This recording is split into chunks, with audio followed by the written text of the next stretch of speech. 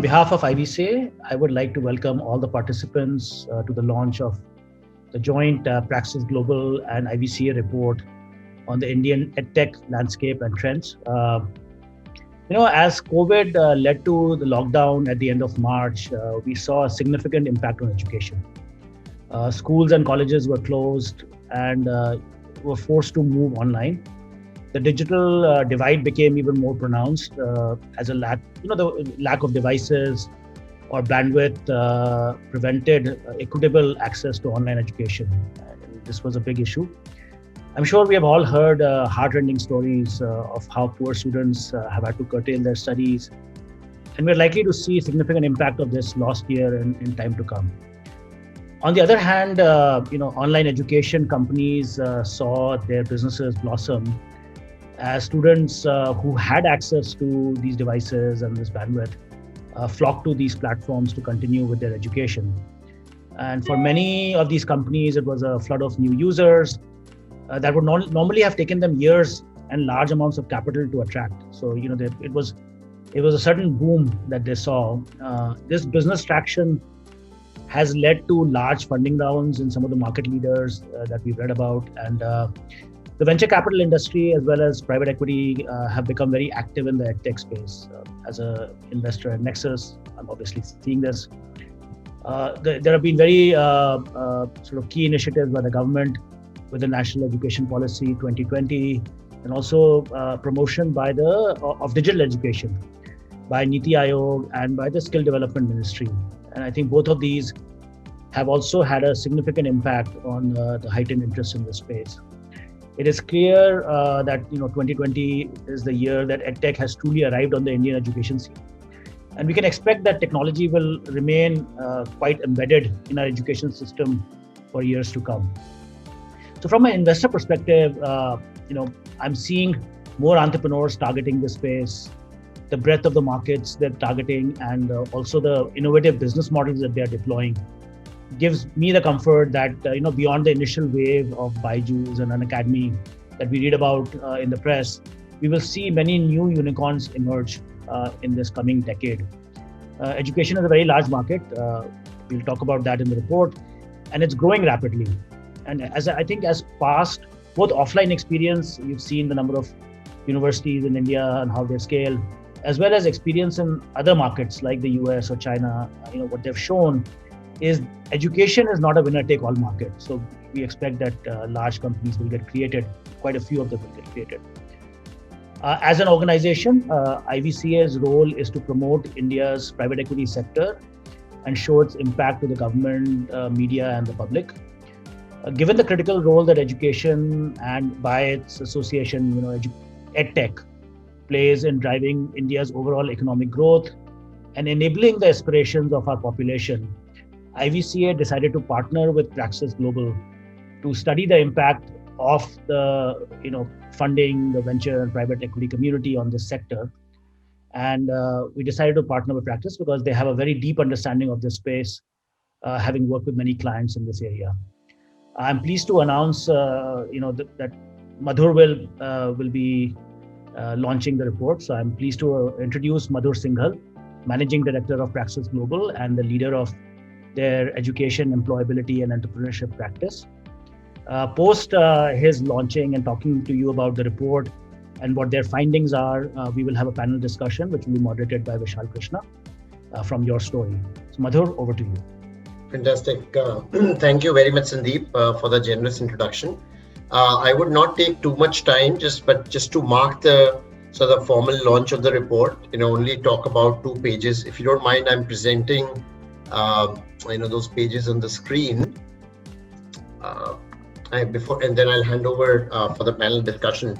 But I think what really prompted us to do this report, along with IVCA is, there is a lot of obviously a disproportionate amount of mind share and share of voice around what Byju's has done, what Unacademy has done, and what Vedantu has done. And it feels like, as Sandeep very rightly said, it feels like it is a winner takes all. But interestingly, it is not. And there is a lot of underlying disparity in the learner population in India, right? So there are people across grades, people across boards, people across languages, and also most importantly, one of the things that often gets missed is that the learning profiles of learners is very different. There are some learners who are self-motivated, self-driven, self-paced, and on the other hand, 55 to 60% of the learners are actually in need of remedial education. And what that means is not just about remedy on concepts and remedy and help on getting school assignments done. It's also a lot of the softer aspects around motivating them and so on, which then creates a very different customer segment and a very different latent need that perhaps the existing scale players might not fully address. Now, there are 5 consumer megatrends in education. We've seen some of these play out in the US and in China. More so in China because the education system is actually fairly similar to our education system. Also, the affluence profile and the demographic profile has the same kind of variability, the same sort of variety of boards when it comes to K-12 and so on and so forth. The 5 trends, then lead to very interesting edtech opportunities and education opportunities. I'll start with the first one. I think we're moving from the focus on sort of tuition fee, and until 4 years, 5 years back also, the consumer spend on education in India was actually on a per capita basis significantly low, right? Which is now we see consumers taking a more holistic view of the education spend, and not just look at tuition, but look at sort of tuition in school plus supplementary plus co-curricular plus sort of personality development aids, plus activities and hobby kits. And so the whole focus is shifting towards learning and outcomes, which is something that was very much about grades and the consequent sort of school fees or education fees that was paid. And the second thing that we're seeing quite distinctly is that we're moving away from fixed curriculum to a self-paced learning regime. We saw the national education policy get released by the government. It also advocates experiential learning, self-paced learning, and more than self-paced, differentially paced learning, right? Depending on who the student is and what their absorption capacity and interests are. NEP also advocates giving or imparting education and learning to students in a manner that is good for them as an individual. The third is that we've obviously seen a lot of fear of missing out spend in India, right? And this is not unusual. This has been a trend right from the days when all of us were in colleges and we're trying to build our resumes, and there'll be a certain test or a certain certain extracurricular CV point that people will go after. But we're seeing students and parents both now access a much wider variety of tools and educational aids as they're discovering that the same solution or a same service or a same topic might not be necessarily good for them. And so we're seeing a lot of discretion, not just in the hands of parents, but also in the hands of students come up, which is leading to a lot of diversification in the kind of tools.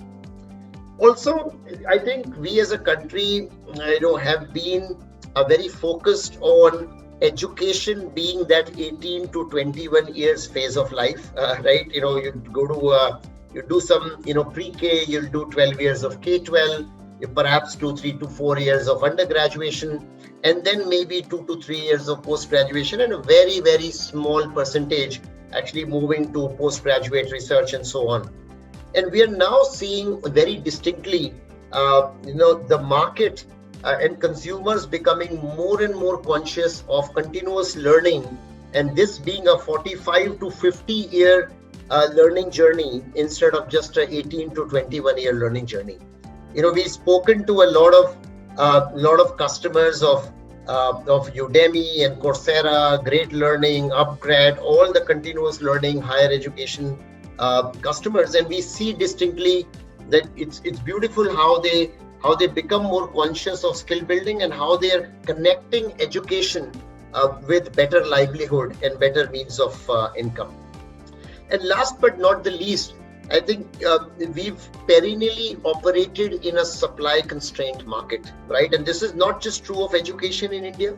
This has been true across the board. We see gaming has grown in India because there are not enough entertainment options. We see e-commerce growing in India because organized retail has not penetrated beyond tier 2 cities.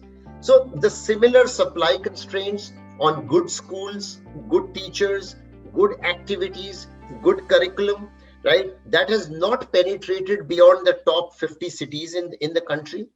And what technology has done, and more specifically Edtech, has done is create a more uniform and democratic access for all learners across the country. And that is what's leading to this kind of sudden burst of activity and scale that we are seeing with a number of Edtech players. And so in this backdrop, which is a combination of macroeconomics and consumer behavior, there are 10 specific trends that we have called out in this report. I will go through these trends very quickly. We don't want to sort of hog the panel discussion. But number one, that we think that tutoring and test prep has only started. We think that 2.0, the personalization, the customization of content for the learner. There are a lot of things, vernacular, bottom of the pyramid test prep and tutoring, because those learners have very different needs. We think tutoring and test prep is starting, and either the incumbents will innovate or some of the new players will come out and create the 2.0 offerings as we move forward. The second is really digitization in educational institutions, right? So, be it automation of admissions, be it internal ERP, be it learning management solutions, be it virtual proctoring of exams and whatnot. The educational institutes in India have become open to technology like never before. We all have memories from EduComp back in 2000, and EduComp, in 2008, 2009, succumbed to its own innovation because it had to rely on government schools adopting it in a scale way. The private education was not really sort of taking it on. But I think that time has changed now. Similarly, digital learning enablement, with players like a Teachment, Class Plus, we're really making technology accessible to individual tutors and individual schools who can now interact on digital platforms. Fourth one, which is again often ignored, is what we cheekily called Fintech in Edtech or Fintech in education. While school financing or education financing has always been a big space, I think that space is going to get technology enabled quite significantly. Fifth is student housing, and why, interestingly, uncharacteristically, we have included this in an education and Edtech report, is that we think a lot of new age student housing is going to come up in the country, especially as the government allowed foreign universities to set up shop. We actually think this dispersion of educational facilities across the country will create a significant student housing opportunity of a very different quality that we see in our hostels today. Sixth is really education with employment or continuous learning, right? Becoming pretty significant. Admission support and counseling. We're seeing that service layer come up between K-12 and post-graduation or continuous learning. Number 8 is new tools, new technologies in education. AR, VR, also all the augmented reality tools, virtual reality tools to make learning experiences much more immersive because they do lead to superior learning outcomes. Online STEM learning. We're not just talking coding. I think we've seen a lot of reading in the press around coding, but this is beyond that. It is about all kinds of scientific, technical, robotics, 3D printing, all kinds of new technologies. And finally, a lot of hobby learning and extracurricular learning, as students become more open and almost want a more balanced and holistic, personality development and educational progression, this is starting to become more and more important as we are going forward. So I think with that, Vishal, I would love to hand over to you. You've really covered this report deeply, and I think we have a phenomenal panel today. So over to you, Vishal, to take this forward, if that's okay. Madhur, thank you very much. First thing what impresses me is you guys have made my panel easy. Sandeep and you have laid out what's happening in the Edtech sector, and I'm sure that this report's available to everybody on a website, on the Praxis Global website, right? Yes. I request those watching this to check it out, simply because it tells you the aspirations of the Edtech industry, especially from the startup point of view, and also who's making the news and what's happening in fundraise, because most of you are interested in that. Speaking to fundraise, right? This industry has raised 2.2 billion just in 2020. Think about it. And if you look at the top 10 news items covered this year, it'll be Fintech and Edtech. Okay. And being a editor, I think about the way to Saraswati, or way to Lakshmi, pardon me, is through Saraswati, right? And it's a fact, and Indians are proving it. And just to give you another number, there are 360 million learners.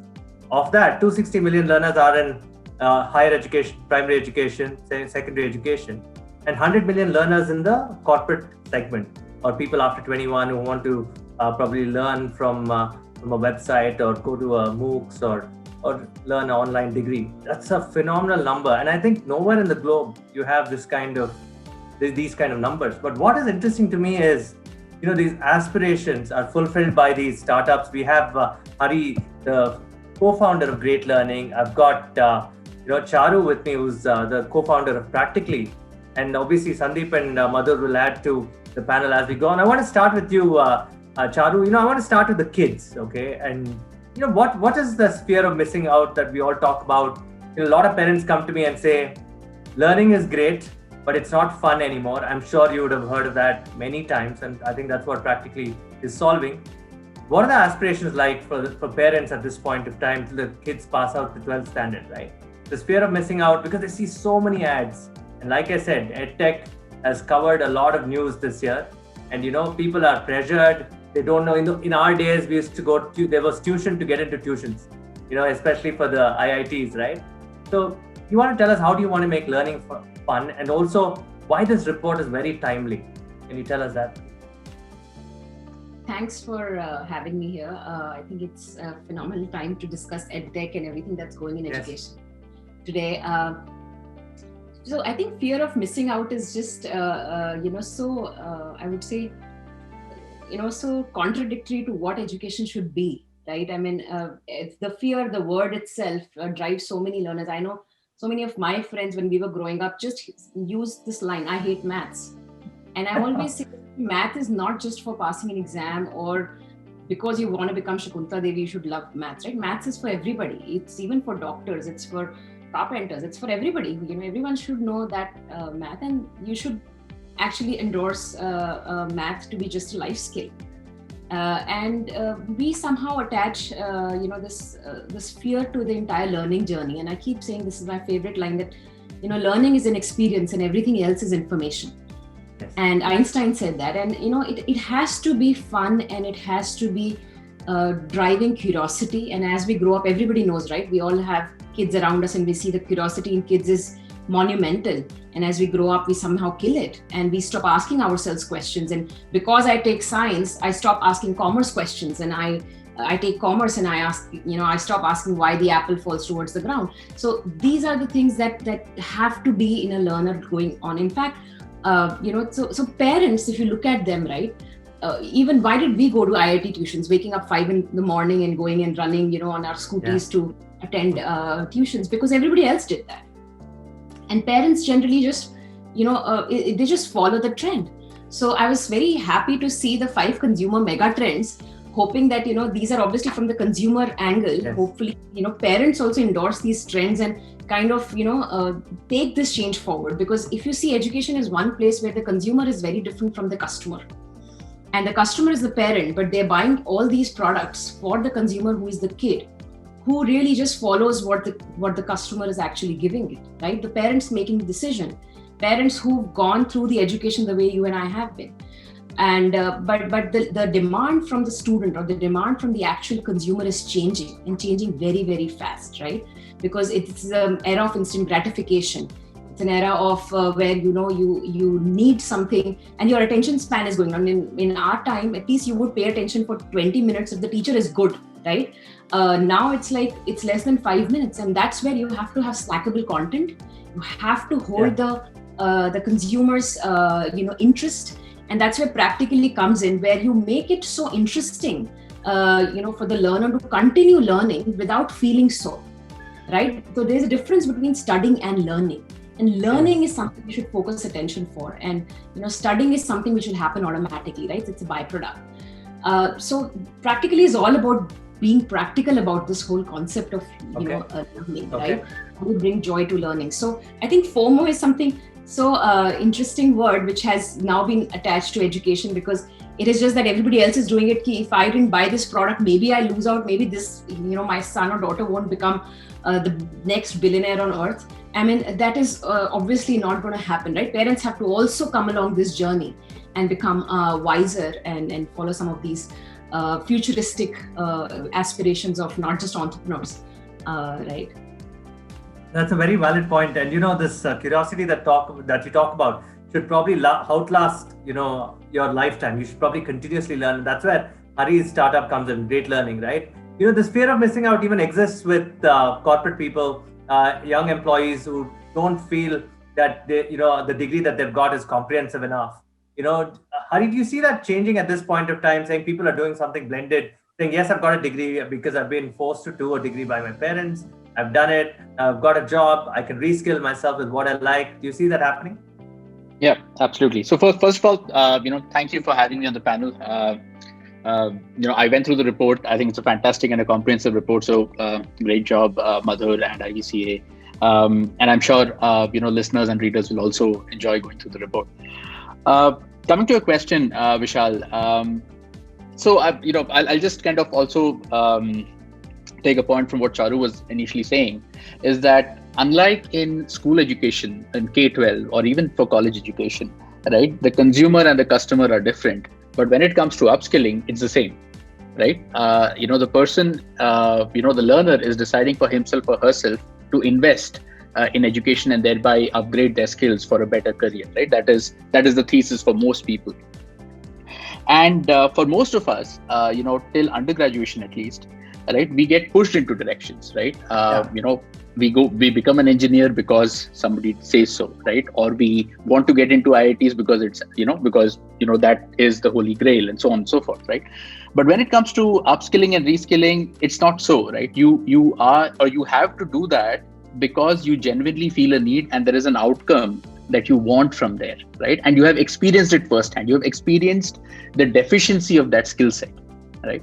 And this is a trend that has been changing over a while, and I'll give you an example. So when we started out in 2013, a lot of our conversations with our prospective learners would be around, why should you upskill, right? And then we only had, one program in analytics. Today we have about 25 programs. So it was all around. I mean, even before getting to why should you learn analytics, the conversation would largely start with why should you learn, right? The future is changing and so on and so forth. Today, that is not the conversation we have, right? Today, prospects who come to us or learners who come to us understand that very well, that they need to learn. And if they don't learn, their skill sets may become obsolete, or they may not have the career path that they aspire for, and so on and so forth. And I think that is clearly very, very visible. We still need to counsel in terms of which skill sets are relevant for them. There are a lot of buzzwords that go around. Everybody wants to become, let's say, a data scientist, or everybody wants to become an AI engineer. There are some requisites. You need to understand what it means, right? And today, we live as professionals. We are fortunate that we are in an economy and a time where you can excel through multiple skill sets. It's not one size fits all anymore, right? There are so many digital skills that one can acquire, and you just have to be very good at the skill set you acquire and keep learning and building on that. So that is still something that we do very passionately, counseling learners in terms of what are the right skill sets for them. But at least we don't see learners coming and trying to understand, should I learn? And in the recent months, to the point that Sandeep was making in his introduction, what has really changed in the last 7-8 months is the baseline interest in terms of, or the activity that people are doing to learn, right? The intent was always there, but now, them coming and starting to learn, I think that has completely gone through the roof, even for, let's say, young professionals and students who are finishing colleges and even experienced professionals, right? And that is something that we are seeing, for Great Learning, and I'm sure others are also.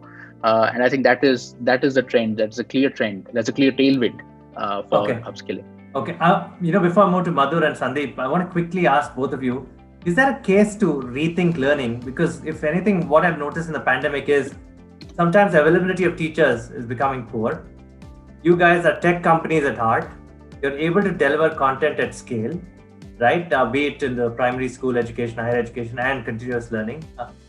Is there a case to stitch the two together now? With the new education policy that's out, do you see the need to do a blended form of learning where schools and universities and even corporate work with your people to do an entire stack that a life cycle of a kid instead of being forced upon? Is there merit in tracking this entire stack? If you look at a human life cycle, Charu, you could take that question, please.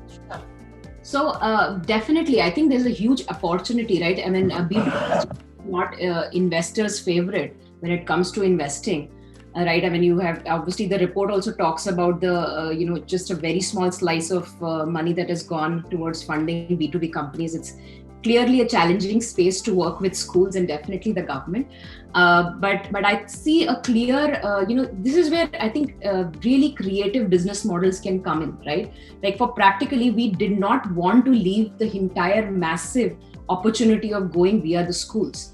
And we came up with a model which is free for schools, free for teachers, right? Because we didn't want to disrupt the Guru Shishya model, and we really see benefit in this whole, keeping the learner in the center, but then have some assisted learning, especially into K-8 segment, right? You see that hand-holding is necessary, maybe not for direct, I would say the delivery of content, right? Teachers' roles also changed over years. It's not just that, teachers, or really the pandemic has forced them to change their roles because they're no longer delivering content robots, right? So they have to now kind of become more, I would say, like mentors or counselors or, people who can encourage and motivate and build those softer skills, make agile learners, right? How do we actually build those skills and we make it, there was a report that talked about like in 2030, there are no job descriptions available of the kind of jobs we'll do. And if we are going to prepare our kids for those kind of jobs, which we have no clue about today, we might as well make them lifelong learners. Now we all keep talking about lifelong learning for the students. What about lifelong? This is always a question for me. What about lifelong learning for the teachers? Somebody who is going to make Absolutely. them We often ignore that. Yes. And then for doctors, we talk about continued medical education and credits and all. What about teachers, right? People who are so instrumental in building the next generation. So we just think of teachers like, do a base education, do a mass, maybe MEd or something. And after that, what, right? Nobody pays attention to whether they keep up with the market, keep up with the technology, keep up with whatever is relevant to do their job right? Upskilling for teachers, right? So I think those are some of the very good opportunities on the other side, which I wish more research goes into how we can develop those intuitive and good business models. And for practically specifically, we want to make sure that we don't compete with teachers, and we don't definitely don't want to replace them, which has been the psyche of or that's so well said. I'm sure teachers watching this will be happy that because most of the current narrative is, shall we replace teachers? Yeah, and those are the models that are getting funded today, right? Because there's no decision required from that. It's just the parent, and if you can influence. So for our the philosophy is that teacher is the most trusted source for a parent till today, and then because you position your product where you can empower them and you can actually bring value proposition to a teacher, and then the teacher becomes an important peg into driving that adoption. Where the monetization still happens through the parent. right? So that's the business model we are going with, and we are seeing a lot of success there. So I think startups will experiment with newer business models from the passion that we have. We don't want to leave that bottom of the pyramid for sure.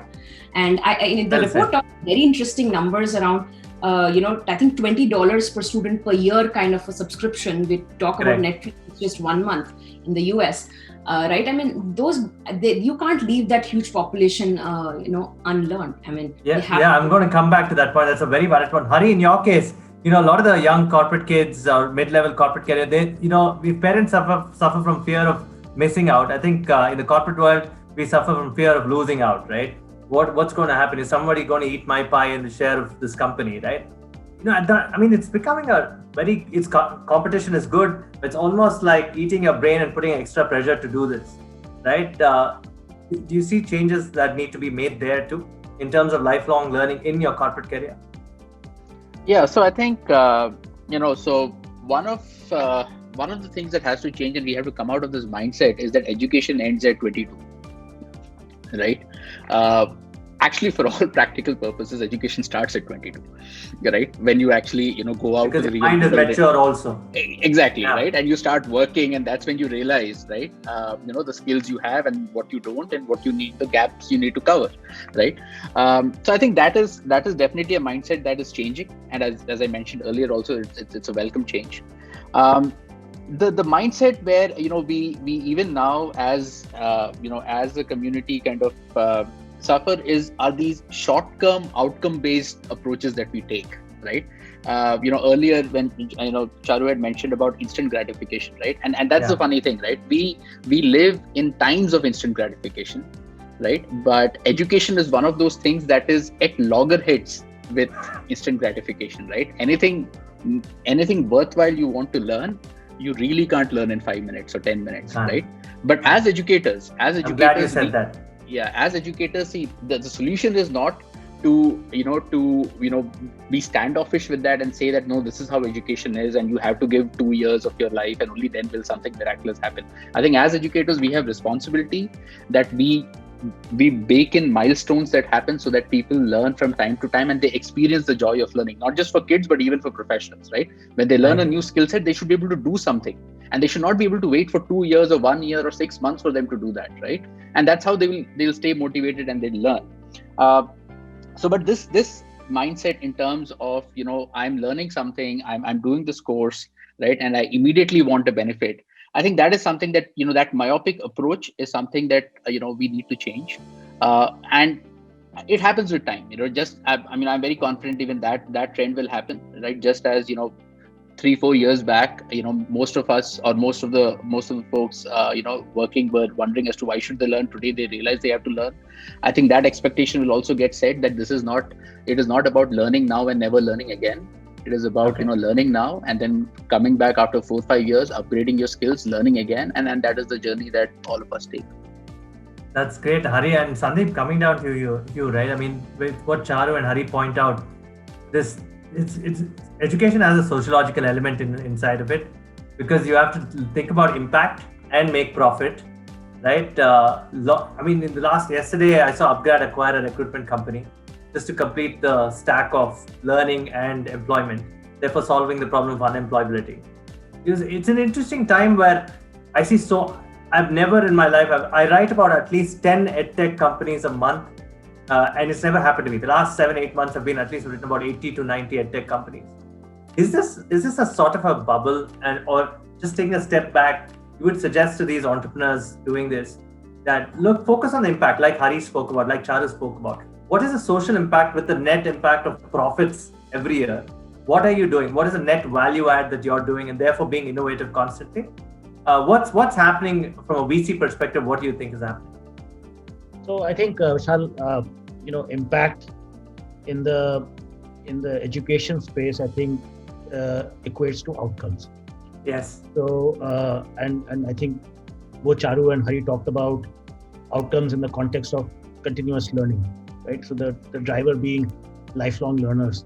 So it's interesting you mentioned upgrad and recruitment, because I think that's part of the issue, that you equate that, hey, upgrad did a good job because they were able to place someone. versus saying, hey, I did a great job because they taught someone, how to think differently, and that guy will be great at whatever job he does, right? So I think this is one issue that has plagued our education system for a long time, right? So if you look at the test prep industry, the reason why when Madhur shared the report with us, it was very interesting that the size of our test prep industry, is about $13 billion. And the size of the graduate school, right, basically post like this college, is about $16 billion. And I said, this is amazing. We are spending as much money to get into these colleges as we are spending on the college education itself. As a country, right? What's going on here, right? So I think these are some of the, you read this data and you realize what the trends that are coming out. So if I go back today, what has happened, right? So both in education and healthcare, I think there are similar issues that you see in India, where the payer is the individual, right? We talked about the customer versus the consumer. So the customer is the person paying. The customer is the one that has to sort of decide whether the outcome is worth paying for or not. Now, what has happened is the initial phase that we are seeing is an unhappy customer is looking for other avenues of outcomes. I'm not seeing it in a school, so I need to go and take tuition. I'm not seeing it in a school, so I need to go and get online education, right? So that customer is now seeking other opportunities. And that's where the first wave of startups have come, right? This is the unhappy customer looking for other means to get to outcomes. Now, this goes back to, I think the point that Charu made is that look at the B2B space, right? The B2B space has not seen that level of large company creation or let's say, or even capital that's come in. Most recently, I believe Lead School has seen, I would put that as one of the larger investments that have happened in the B2B space. And the reason for that is I think it's a journey. So when the customer complains to the initial provider saying your product is not good enough and therefore I'm going to online, right?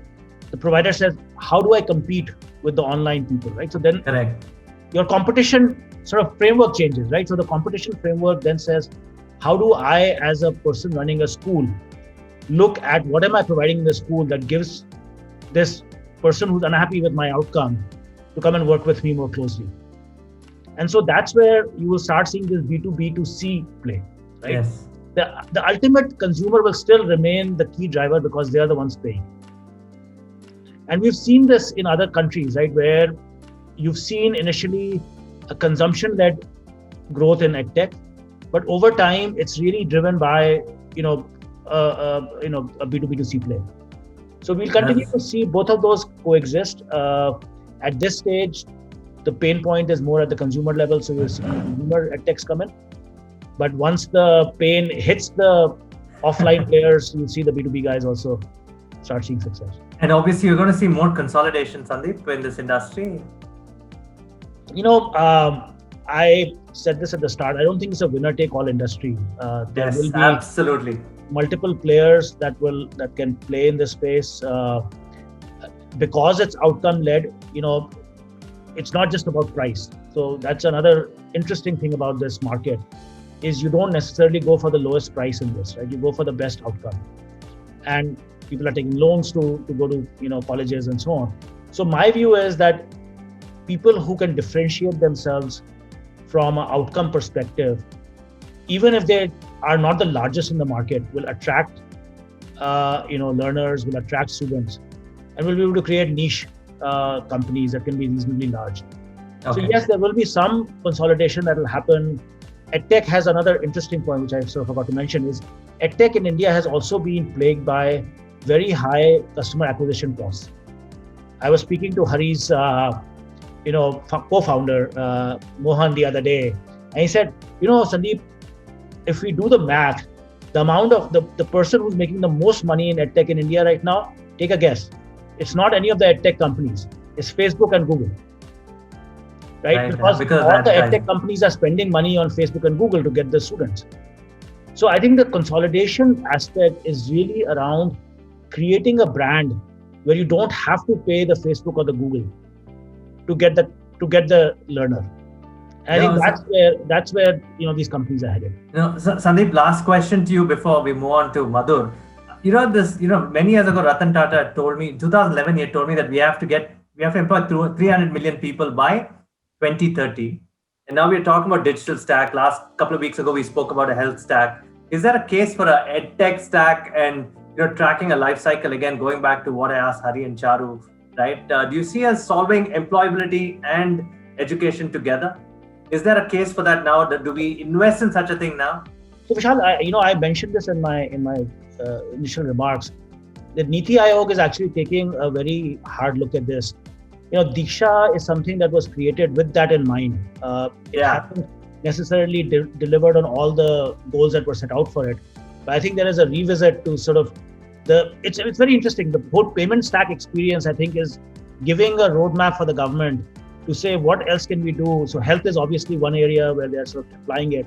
And I think the same thing is true for education. You will see the same mindset that there is a sort of an education learner ID that allows you to say, okay, this is my learner ID that stays with me through my lifetime, and I'll take these courses in different places, and they all sort of become part of my quote unquote resume. No, it's going to be an interesting time because anyway our data is out there. Might as well consolidate it, and this problem of lifelong learning is yet to be solved, and it's going to be a great opportunity for Charu and Hari, I'm sure. Madhur, you run digital transformation, business transformation as a practice. I don't want to take out universities from this conversation because they're very important. And you mentioned that this is the third biggest important trend, right? Digital learning enablement, digitization in educational institutions.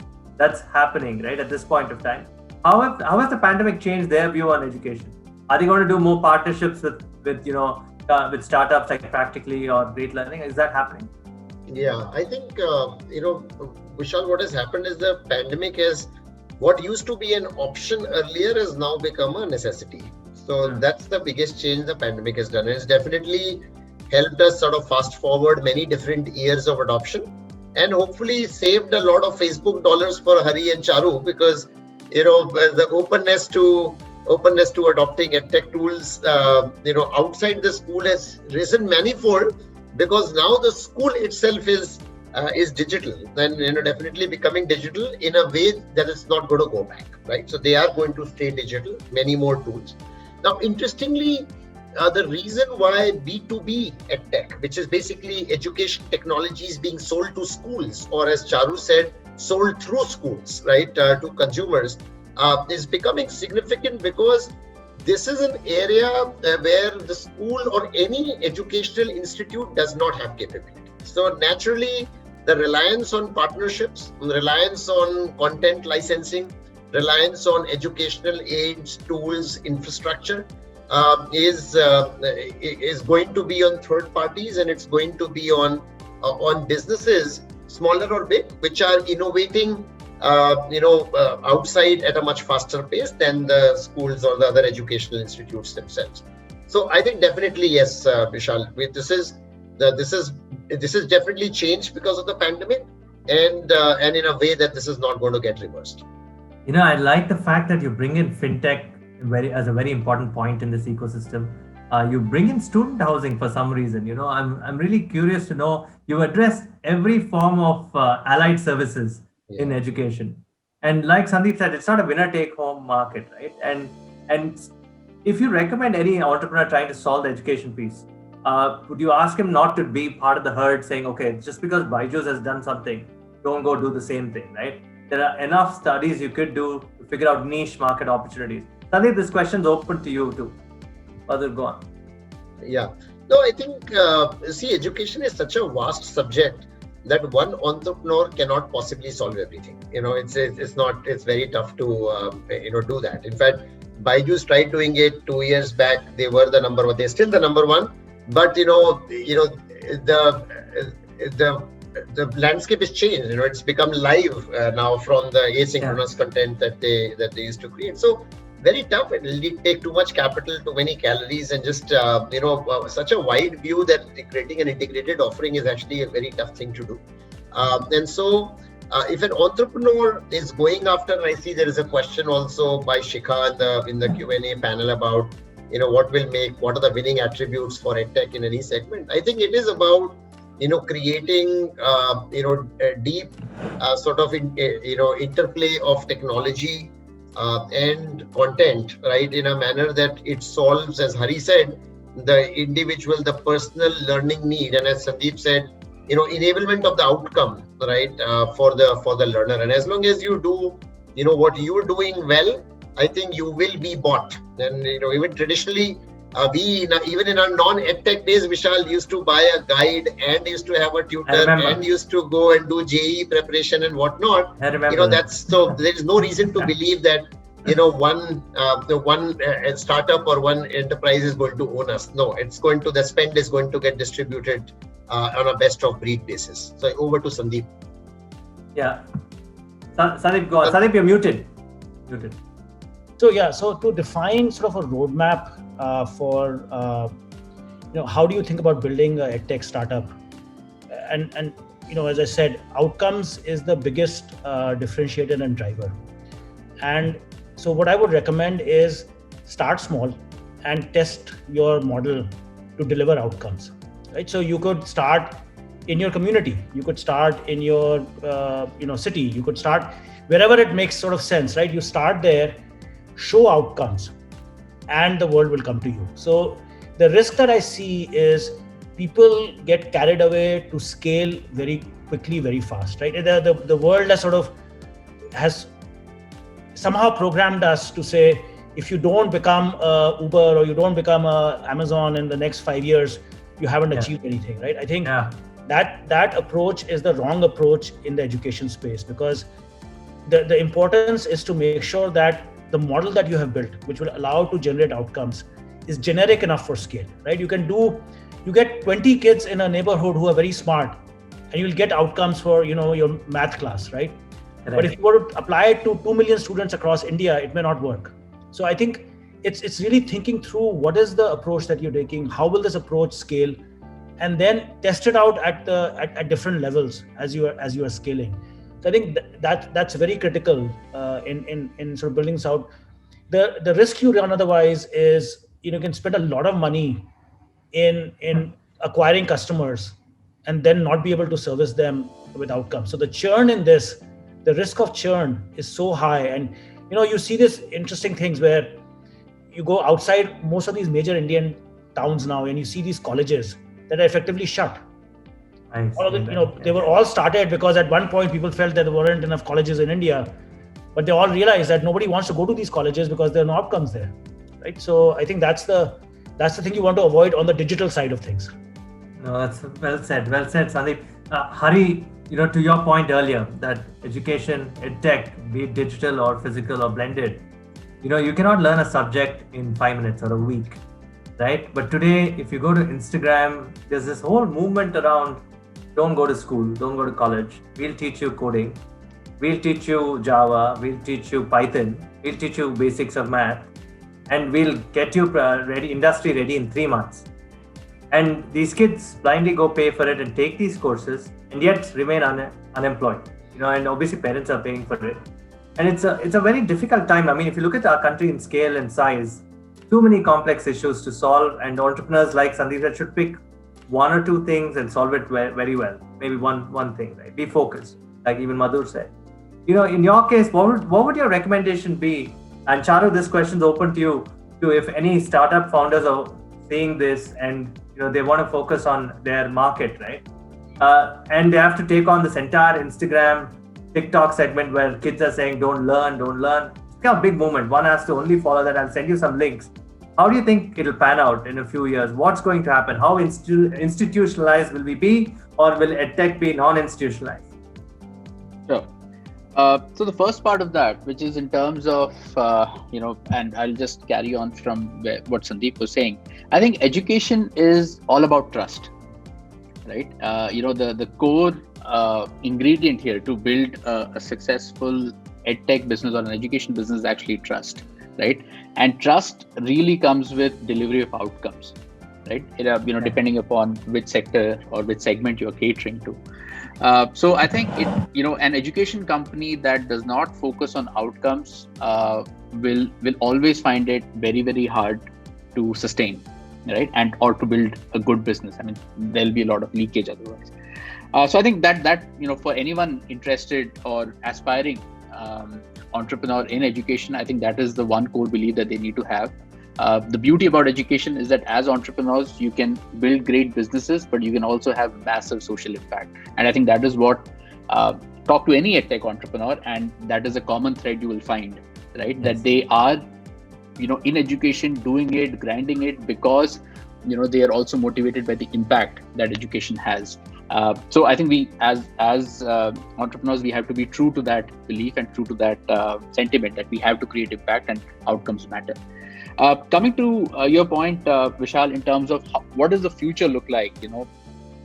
See, I think we, what we fundamentally believe at Great Learning is that, today we live in an age where all of us can learn. It is not the, it's not the access to resources or learning resources that is stopping us from learning, right? And we say, I say this to all the prospects that I interact with, that, if you wanted to learn something, probably you could learn from YouTube, right? You don't have to, go pay anyone for that.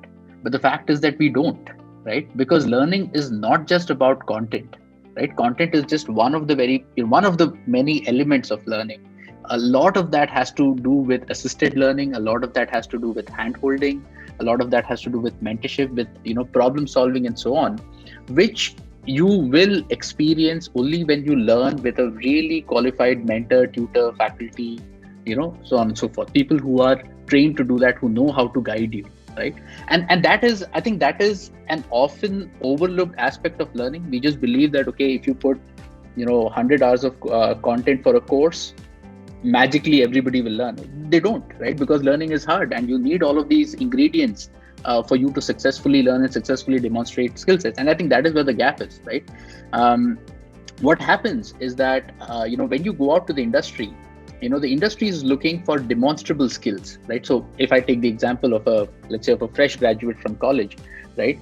Who, let's say she's applying to a company, right? Now their assessment is in such a way that you have to demonstrate those skill sets, right? In that assessment, and you have to clear it. And unless and until you have actually gotten those skill sets, there's no way you will clear it, right? And that is where people fail, right? That is where, there is dejection and, I spent so much money, but nothing happened, right? And for us, in fact, we see that close to about 35% of our learners have actually tried something before, right? And then they come to Great Learning, also because our programs are, more exhaustive, more intensive. They're also priced higher, right? So we see this all the time, right? And that is the gap, right? So these I think what I'm trying to say is that these short fads may be there, that, you come, I'll teach you on Instagram and so on. But ultimately you learn when you learn from a very qualified person, from a capable person, capable faculty, capable mentor. It is not just about content.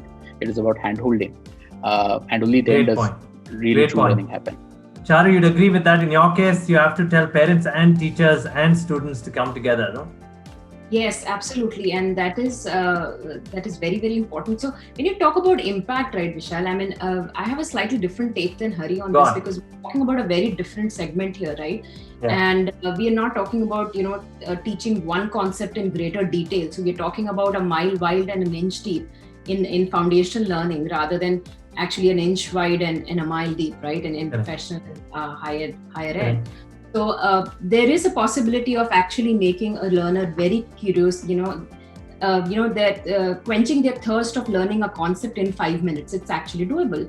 And if you look at it, I mean, our practically content, right? We just say, don't just learn practically, right? And in 5 minutes, we can cover 60 minutes of classroom teaching by just making the entire content very appealing visually and animated, just like a movie. Now, you can't compare watching a movie experience with reading a book, right? Both take a very different approach and both take very different times to get through it. But eventually, the level of detail that you get in a movie is very different than the level of detail you get in a book.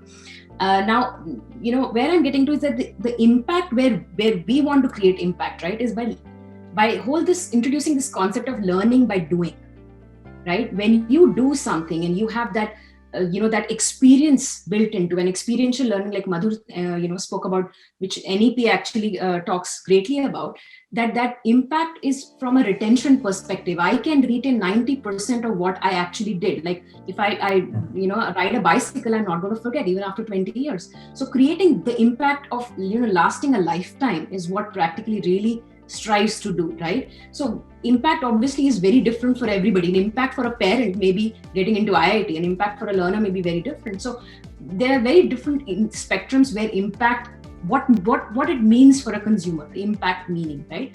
And where we also try to impact is from an institutional perspective, as you mentioned, right?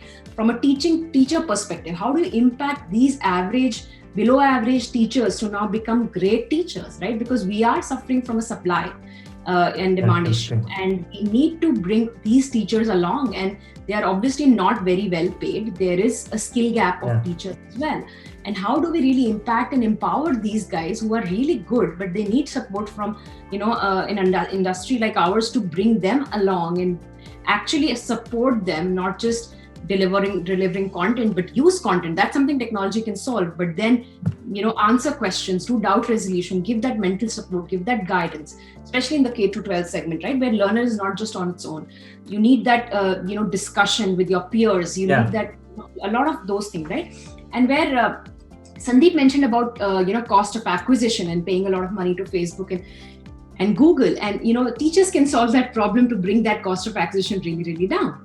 And that's what we have done, where we are able to bring CAC down to less than, cents, right? Because you are onboarding via these massive opportunities that you have to go via the school. And then the only piece of the puzzle you need to now crack is, how do you convince a parent, which a lot of people have eventually cracked by, for us, the celebrity is no Shah Rukh Khan or, Amir Khan. For us, the celebrity is the student, right? And that learner is actually the celebrity for us, for practically. So I think the industry as a whole is very interesting. I mean, there's a lot of problems to solve. I don't think anybody is going to be the Amazon of Edtech. It's so many opportunities there. It's a very interesting space. I think it'll take us a decade to get there. But as one of the reports I read earlier in the year said, that 2030, the largest company in the world is going to be an online school. And, everybody's eyeing on that. Yeah, and I think to Sandeep's point, wherever there's a better outcome, I think the parents and students will go there, right, Sandeep? I think entrepreneurs should think like that. And apart from whatever media comes, guys, I can tell you one thing, that we sensationalize things, but you guys have to bring things very out practically. Sandeep, what is your opinion? Your final closing thoughts before we go on to the quick audience questions. We can take 2 questions. So what's going to happen in this industry in the next 12 months? And what would you advise entrepreneurs to do? I think capital will continue to flow into this industry. So 2021, you should see more capital come into the market. And the capital is getting more spread out now. This year, you will see a wider set of companies getting funded in the Edtech space compared to last year. So that, I think, is good for the overall ecosystem. I do expect that as the schools reopen and so on, there will be more demand for the B2C type opportunities. I think that will also see some uptick. And I would, like I said, broadly, this is a space where I'm seeing a lot of entrepreneurs enter. The only recommendation I would have is be very clear as to what is the educational outcome that you're out there to Okay. Okay. Right, Sandeep, that's very valid. Okay, quickly, questions now. Madhur, I'm going to take 3 questions quickly. Charu, first questions to you. Do you think parents prefer cognitive learning or is it just FOMO? If yes, then what grade should they think of pushing their kids to cognitive learning? I think if you talk about, outside of the cities, right, I don't think parents know what is cognitive learning, right?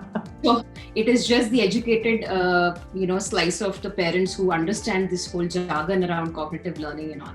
So I think they're again, as you rightly said, right, Sandeep, it's all about outcome. Where you want. Do you want to see your kid get 90% and above?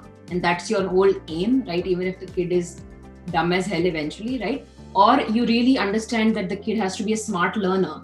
and has to be an agile learner, and 90% will eventually happen for sure, but you need to get the right tools and technology and support, and instill this whole mindset of learning after. You should not be saying ki 2 ghante bacche pad lo, right? I mean, you should not be after the learner. The learner should be after chasing that curiosity, right? That I need to learn. So I think the whole parents have to get on this whole learning, right? I think there has to be a movement where parents are educated in the right sense, right? We all get degrees, but are we really educated? We again go back. The moment we have kids, we forget all this, right? Yeah, and that's true. After this panel, all of us will be reading our kids report card and saying why you got B-. But right, so it has to be a change from the parents. So for parents, this will take some time. I think startups will definitely help. More creative content, more creative ways of getting parents educated about that. What else is available? Something that your child really enjoys and brings a smile on the face, and the child is using this app for 4-5 hours and using another app for 30 minutes. What is so great about this app that continuously the child is not leaving, though it is educational in nature and not a game, right? So I think that will eventually come there, and parents will jump on the bandwagon. But as you said, right, I mean, right now parents are not at that level of education where they understand. Well said.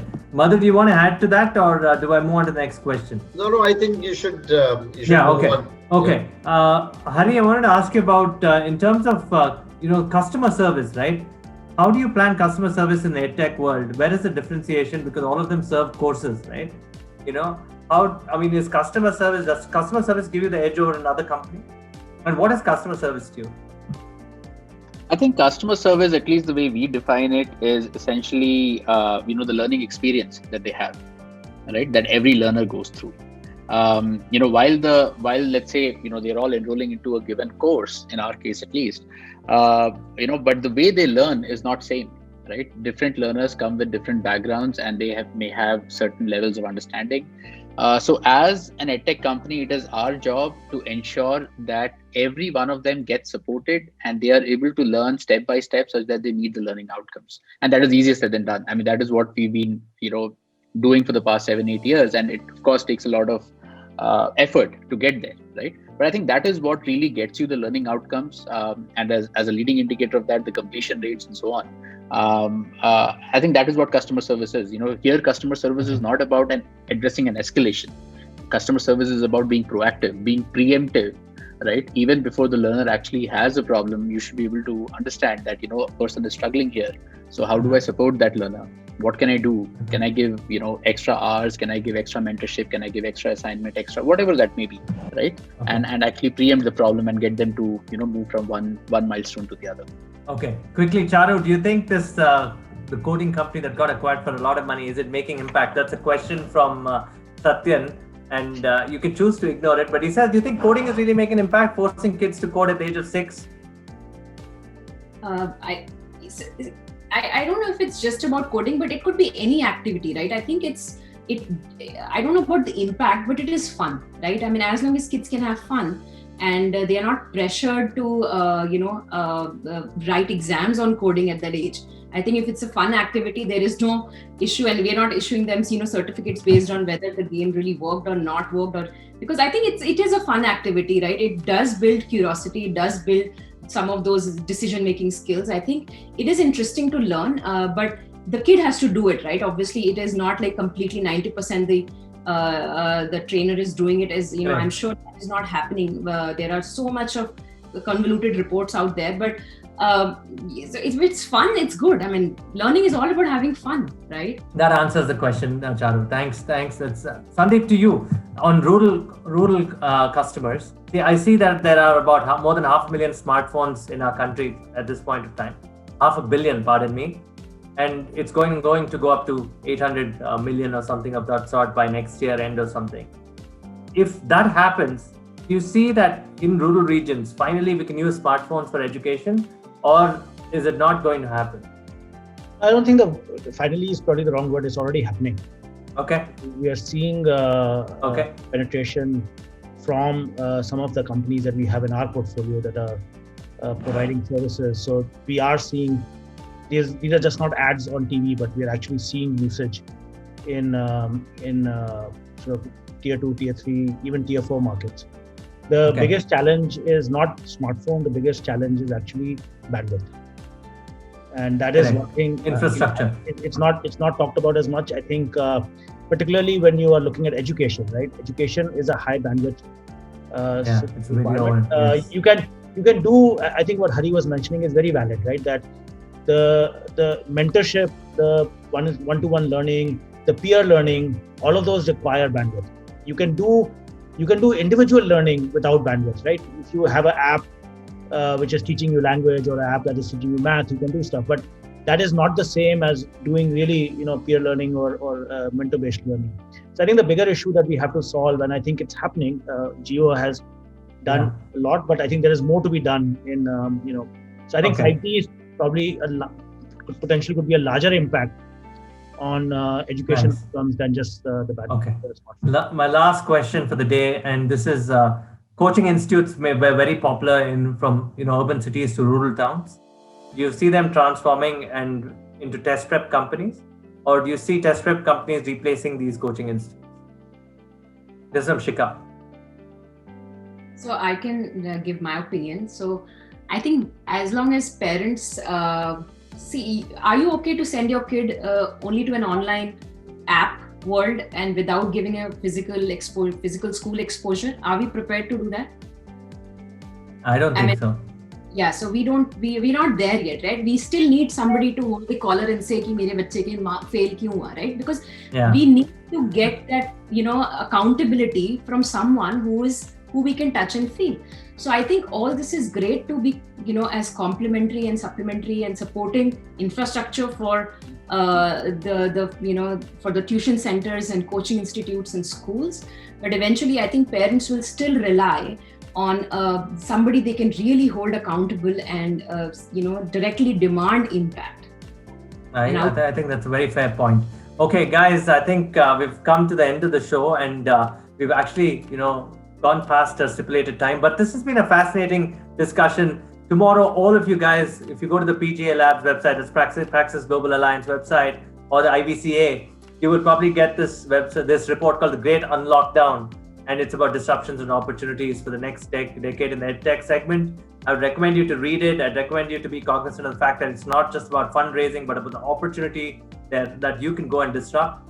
And one important point I want to close with, okay? Like Hari said, you can, and Sandeep said, right? You can be a YouTube learner, but just ask a YouTube guitarist to go play on stage, and a real musician will tell you what the difference is.